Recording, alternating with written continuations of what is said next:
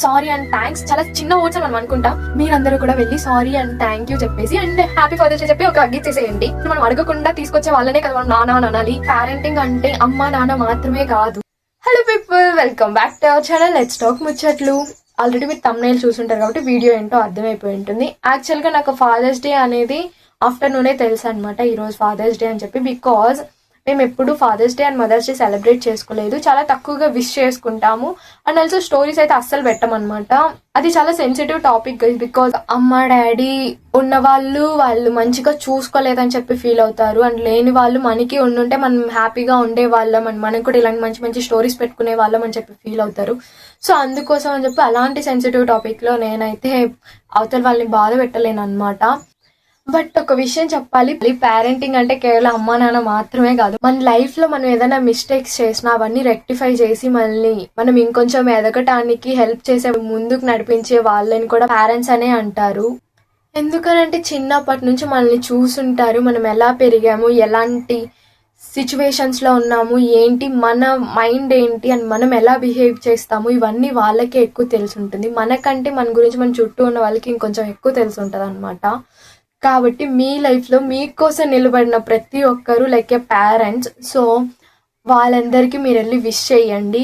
If in case hurt చేసున్నా sorry చెప్పండి చాలు. సమ్ టైమ్స్ సారీయే ఎక్కువ వాళ్ళని హ్యాపీ చేయొచ్చు అనమాట. సో మీరు వెళ్ళి ఒక్కసారి సారీ చెప్పేసేయండి. ఇంకా మా నాన్న గురించి చెప్పాలంటే ఈయన చాలా ఇన్నోసెంట్ అండ్ చాలా చాలా మంచి మనిషి.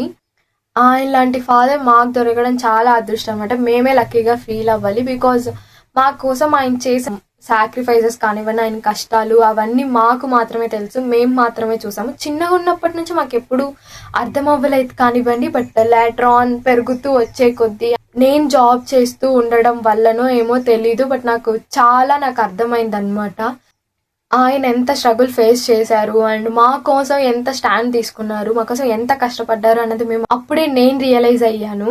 నేను ఏదైనా మిస్టేక్స్ చేసినా మా నాన్న మమ్మల్ని ఎప్పుడు కొట్టలేదు అని తిట్టలేదు గాయస్. చాలా మంచిగా చూసుకునేవారు మా డాడీ. అండ్ చిన్న కష్టం కూడా రానివ్వలేదు. కొన్ని సార్లు మా నాన్న ఎలా అంటే మేము ఇలా అనుకోగానే ఆయన కనీసం ఎక్స్ప్లెయిన్ కూడా చేయం మాకు ఇది కావాలి అని చెప్పి, బట్ ఆయన తీసుకొచ్చి ఇచ్చేస్తారు. ఆ మూమెంట్లో అనిపిస్తుంది అసలు మనం అడగకుండా తీసుకొచ్చే వాళ్ళనే కదా మనం నాన్న అని అనాలి. ఎవరెవరికో ఏవేవో ప్రియారిటీస్ అండ్ ఇంపార్టెన్స్ ఇచ్చేస్తాము, ఇవ్వాల్సిన వాళ్ళకి ఇవ్వట్లేదు అని చెప్పి అప్పుడు రియలైజ్ అవుతాం అనమాట. గైస్, రియలైజ్ అయిన మూమెంట్ మీరు రెక్టిఫై చేసుకోవటానికి ట్రై చేయండి. టైం పట్టచ్చు, but it's okay. Take your own time. And sorry చెప్పాలనిపిస్తే సారీ చెప్పేసేయండి, లవ్ యూ చెప్పాలనిపిస్తే లవ్ యూ చెప్పేసేయండి. Not only to father and mother, మీకు ఎవరికి చెప్పాలనిపిస్తే వాళ్ళకి చెప్పండి.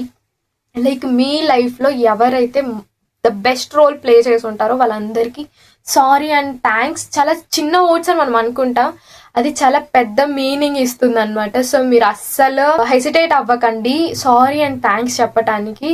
ఇవి చాలా చిన్న వర్డ్స్, బట్ మీకు ఇది మంచి వేలో యూజ్ అవుతుంది. అందుకే మీ లైఫ్లో ఉన్న మీ ఫాదర్స్కి and also father role play చేస్తున్న ప్రతి ఒక్కరికి హ్యాపీ ఫాదర్స్ డే కన్వే చేయండి. అండ్ ఈ వీడియో ద్వారా నేను కూడా మా డాడీకి హ్యాపీ ఫాదర్స్ డే చెప్తున్నాను. మీరందరూ కూడా వెళ్ళి సారీ అండ్ థ్యాంక్ యూ చెప్పేసి అండ్ హ్యాపీ ఫాదర్స్ డే చెప్పి ఒక హగ్ ఇచ్చేసేయండి. Thank you so much for watching. I see in the next videos and next vlogs. Bye.